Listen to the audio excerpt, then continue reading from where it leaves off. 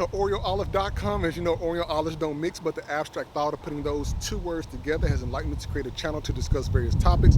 On today's episode, I want to do a reiteration of a short video that I did the other day in terms of, do you know or have that family or friend or someone that you know very well that's always constantly giving you financial advice, but they don't actually follow it themselves, or trying to give you advice at all about what you should do with your life, but actually following it themselves.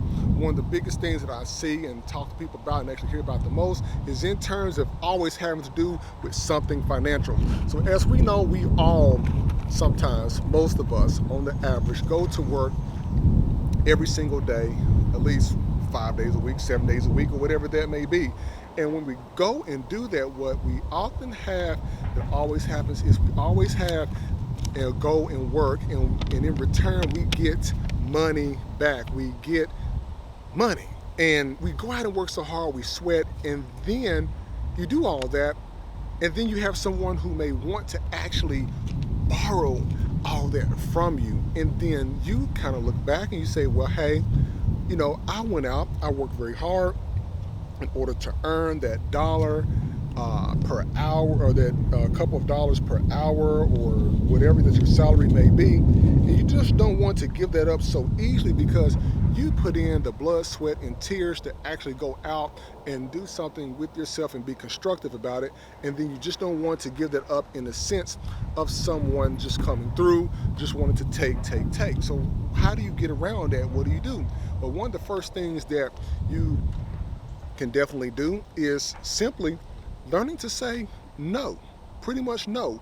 No can be so powerful, because what that tells the other person is that you're gonna have to do the same thing that I'm doing. You're gonna have to get out there or change some things in your life so that you will be able to have and prosper more, right? You would think, but not always times that happens, because everybody wants you to give, and then they are taking, but nobody's giving you anything. So what you have to look at least when I'm looking at it from that perspective, is the more and stronger the person says no, it empowers them to know, okay, I'm going to basically take what I've worked so hard for, and I'm going to change the way that I'm doing things, whether that person is looking to invest, whether that person is looking to buy a new home or buy a new car, or whatever it is that may be.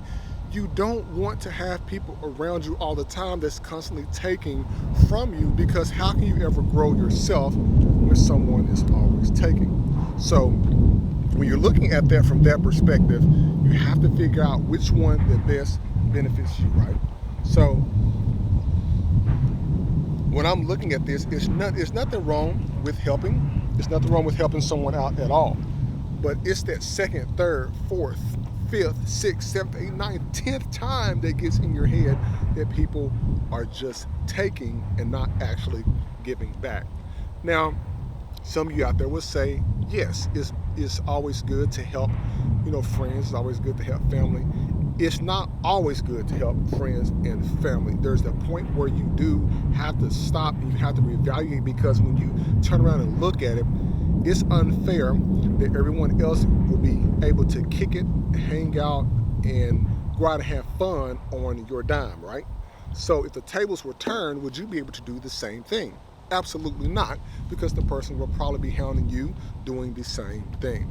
So when I asked the question the other day, I got so many interesting responses, because when I put those type of videos out in terms of asking the questions, it is to give a broad range of how people think and how people experience different types of questions, how they think about it, how does their brain break down and think about the questions in a constructive manner. So it's less about how I would personally feel about it, which I don't like to put my personal feelings into most of the videos, because I like to see how other people think around the world. And it's so interesting that when I'm doing this, the response that I get back, sometimes some of them are negative, sometimes some of them are positive. And to me, I'm not in it to look at the likes, I'm not in it to look at the dislikes. What I'm in it to do is to start a conversation around things that people don't normally talk about. So to me, it is entertaining to see how the mind works and how people think about things. So if you have been in this situation, definitely let me know in the comments below, because I want to know how other people deal with these types of things. Because To me, if I give you an analogy that you have like 100 high school students, right? Out of 100 high school students, how many of those students are going to go into higher education, whether it be college, graduate school, or whatever? How many will go to the military? How many will go out and straight work in the workforce? And how many of them will actually do anything at all? And then you go back and talk to those same students, say in 10 to 20 years, and you see where do they land at in almost a decade or 2 decades. And then what you will oftentimes will see sometimes is some of the people have become very successful because they started to work hard first and then play later. Then you also have people who want to play right now and then they want to work hard later, and they may not even get to work hard later because they're going to be looking at the other people and saying, you know what, I want to take everything that you have and I'm not going to work hard for it. So let me know what you all think in the comments below. Like, listen, and subscribe. OrioOlive.com. Look forward to bringing more content to you soon.